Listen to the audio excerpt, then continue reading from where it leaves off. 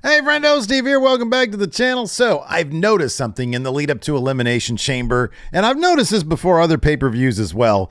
Perusing YouTube in the wrestling YouTube community, everybody likes to do their pitch videos. I've seen it from my friends over at Cultaholic. I've seen it from my friends over at Wrestle Talk. Everybody likes to do pitch videos where they throw their pitches out there for stuff.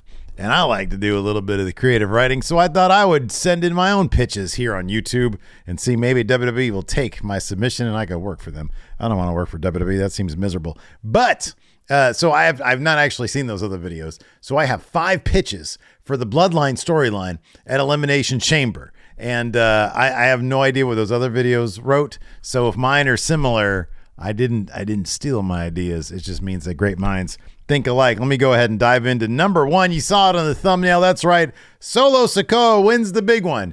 Is it just me, or should Roman Reigns be a little bit worried that Solo SIKOA never talks? I don't know what's going on in that guy's head. Maybe he's plotting to overthrow the tribal chief himself. So in this scenario, Adam Pearce announces on Twitter that they're splitting up the Universal and WWE Championships at Elimination Chamber in the main event. In a 3-way dance, they're going to do the thing that Kurt Angle and Jericho and Benoit did back when it was the Euro Continental Championship. Kurt Angle walked into WrestleMania 2000 champion, and he walked out with no titles. Jericho and Benoit both took those titles. So he adds a triple threat match to kick off the show, and the winner of that match will advance to the main event title match. The participants in that match are Rey Mysterio, who didn't get his rightful shot at the Royal Rumble, Baron Corbin, who also kind of got screwed at the Royal Rumble, so those guys both have good cases to get the shot at the title, and Solo SIKOA, who actually has not technically lost a singles match since June of 2022. Solo SIKOA wins that match to get entry into the main event at Elimination Chamber. Roman Reigns feels confident because he's thinking this is going to be a handicap match. Not a problem, but he shouldn't, because Solo SIKOA has been plotting this the whole time, and he beats Roman Reigns, gets the first fall, becomes Universal Champion. Sami, of course, is in the match. It's a triple threat. And Roman is in such a rage at Solo, he doesn't see the haluva kick coming, and Sami lays him out and wins the WWE title. So you got Solo SIKOA becoming Universal Champion, and he got Sami Zayn becoming WWE Champion. Crowd explodes. Maybe at WrestleMania, you do 2 matches, Sami versus Cody and Solo versus Roman, making a huge star out of Solo SIKOA. Maybe he'll say something. Maybe he'll actually cut a promo, because this guy does not really talk. He just gives people the Samoan spike. Let's move on to the next pitch for the Elimination Chamber main event. Sami becomes the tribal chief.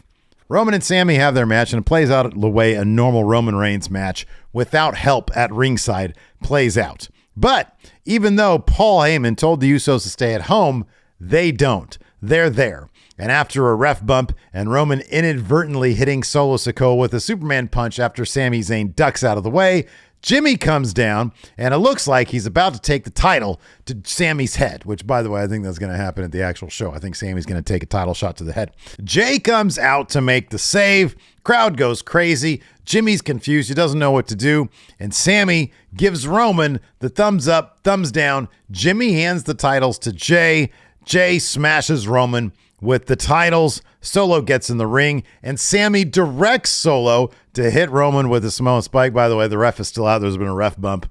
Ref comes to. Sami gets the pin. He gets the win, and they all open up their shirts. They reveal their shirts, and it's a new Bloodline shirt, but Sami's at the head of the table. He has successfully usurped, which is a great word, usurped Roman Reigns as head of the table, as the tribal chief. Now you get to tell a story where Sami leads the Bloodline against Cody at WrestleMania, but he lets the power go to his head. Good guy Roman helps Cody win the titles from Sami at Mania. I don't think anybody would actually like that. That'd be kind of weird. But I kind of like the idea of Sami taking over from the tribal chief, because Roman had hinted at that weeks ago when he was like, what, do you want to be me? Do you want to do what I do? You want to be me? I think there could be some interesting character stuff in there somewhere. Totally won't happen. By the way, none of these are going to happen. In my predictions video, you can check that out right here. I totally tell you guys exactly what's going to happen. Let's move on.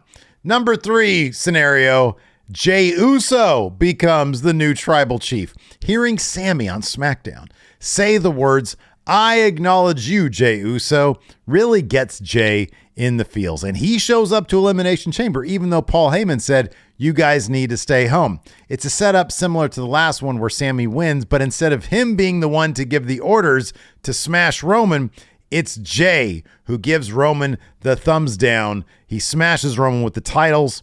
Bloodline, the Usos, and Solo leave. Sami wins. He exchanges a glance with Jey as the Bloodline puts their ones up on the stage as respect is paid towards Sami Uso, who has helped them realize we can do this better without Roman Reigns. Of course, this sets up Jey versus Roman at WrestleMania and Sami versus Cody for the titles, that's kind of tricky because they're both baby faces. I'm not sure they would want to do that, but the crowd will be happy, I feel like, no matter what happens at WrestleMania. But yeah, Jey becoming the new tribal chief. I kind of like that one. Hey, before I get to these last two, do me a favor, hit that thumbs up, hit that subscribe button, hit the notify bell, and let's move on here with these last two scenarios. Number 4, Jacob FATU debuts. Yeah, currently Jacob FATU, who's a phenomenal wrestler, is under contract with MLW. In fact, MLW has sued WWE about contract tampering, but WWE doesn't seem to care about contract tampering because they're WWE. They have all the money in the world. They can kind of do whatever they want. So basically, Sami has Kevin Owens and Cody help him neutralize the Usos and Solo, who all end up being involved in the match. You get the Solo and the Usos, and then you get Kevin Owens and Cody, and they all, eliminate each other from everything that's going on. You get this heartbreaking moment where Jey tries to screw over Sami. You can even do a bit, because they're in Montreal, where Roman puts Sami in a sharpshooter after a ref bump, and Sami eats a Samoan spike and some super kicks, so Sami's just sort of laid out. But Kevin Owens and Cody come down to make the save. The crowd goes crazy. Sami powers back up. The others brawl to the back. Okay, so Cody, Kevin, the Usos, and Solo, they're all out of the picture. But just like at Clash of the Castle, right when Sami has this thing won, Jacob FATU, disguised as like a cameraman or something, hooded attacker, shows up and interferes, causing Sami to lose. And a whole new wrinkle is added, because then Roman has 2 enforcers, which might make the Usos feel a certain way, because then Solo and Jacob FATU come after the Usos tag titles, because Roman likes the competition within the bloodline. He wants everybody to stay hungry. More manipulation, more character development. Then, I don't know, Sami can then just take on Kevin Owens at WrestleMania. That one doesn't really matter. Sami's got to do better things than that. Although, who wouldn't want a Sami Zayn Kevin Owens match at WrestleMania, like a long one this time? Let's move on to my last pitch for Elimination Chamber, and that's, of course, Cody Rhodes wins at Elimination Chamber. And I call this my WrestleMania 9 scenario. Cody's not even scheduled to be there, but it doesn't matter, because in this scenario, this happens. So Sami comes out for his entrance for his big match against Roman Reigns. Big pop. But he gets beat down violently by the bloodline. They draw blood. Crowd is raining down boos. What happens? Sami can't continue. He can't go on with the match. Adam Pearce comes out, says, well, if you can't continue, Sami, this match is called off. No main event tonight. Enter Cody Rhodes. Adrenaline in my soul. Canada loves some Cody Rhodes. And he is draped in nothing but red, white, and nothing else. He is draped in Canadian attire, maple leaves everywhere. Oh man, the crowd goes crazy because he is now Canada's favorite son. He comes down, and to avenge Sami Zayn's beatdown, he wins those titles from Roman Reigns.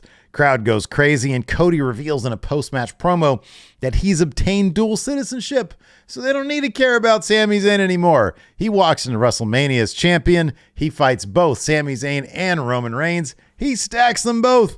Cody wins. Oh man, crowd goes absolutely crazy. He has finished his story. He is now the alpha wrestler in the wrestling community, in the wrestling world. Oh man, that's the one that I really hope happens. I think it's probably most likely to have happen. Probably not. I'll be honest. I don't see that happening at all. In fact, I don't know. None of these are really realistic. If you want to know what I actually think is going to happen at Elimination Chamber, check out my predictions video. It's right here. And join me on Saturday for Elimination Chamber. I'll be hanging out with my crew over at Going In Raw at twitch.tv/Steven Larson and at youtube.com/Steven Larson. Should be a lot of fun. We're doing some cool stuff. Anyways, we'll see you over at this predictions video. Till next time, we'll talk to you later.